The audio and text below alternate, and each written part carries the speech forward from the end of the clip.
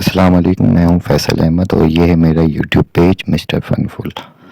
میرے چینل میں بیان، تلاوت قرآن اور انفارمیشن ویڈیو ہیں، لہذا آپ لوگوں سے گزارش ہے کہ چینل کو لائک، سبسکرائب اور ویڈیو کو شیئر ضرور کریں۔ شکریہ۔ پتہ ہے بندہ نیک کون ہوتا ہے؟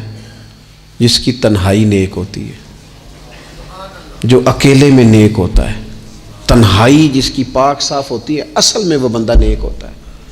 ہمارے ہاں نا بالخصوص نوجوان نسل سے کہوں گا، تمہارے پاس سہولت آئی ہے موبائل کی، تمہارے پاس سہولت آئی ہے انٹرنیٹ کی، لیکن دیکھنا اس کی وجہ سے کہیں تمہاری تنہائی ناپاک نہ ہو جائے۔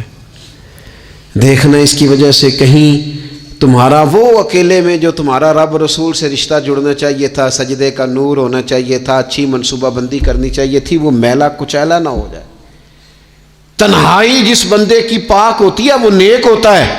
محفل میں تو ساری اچھی اچھی باتیں کرتے ہیں، محفل میں تو سارے لوگ ہی نیک ہوتے ہیں۔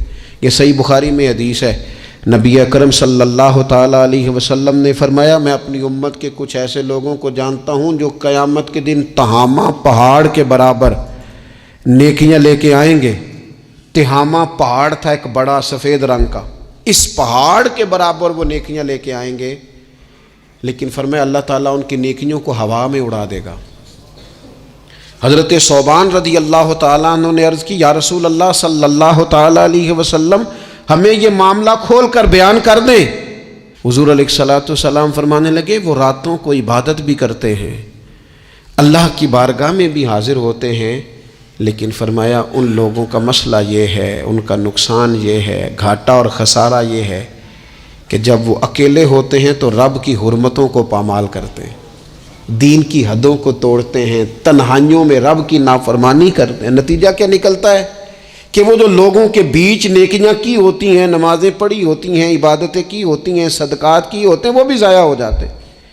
اگر یہ لوگ اپنی تنہائی پاک کر لیں تو ان کی باقی ساری عبادتیں بھی محفوظ ہو جائیں گی۔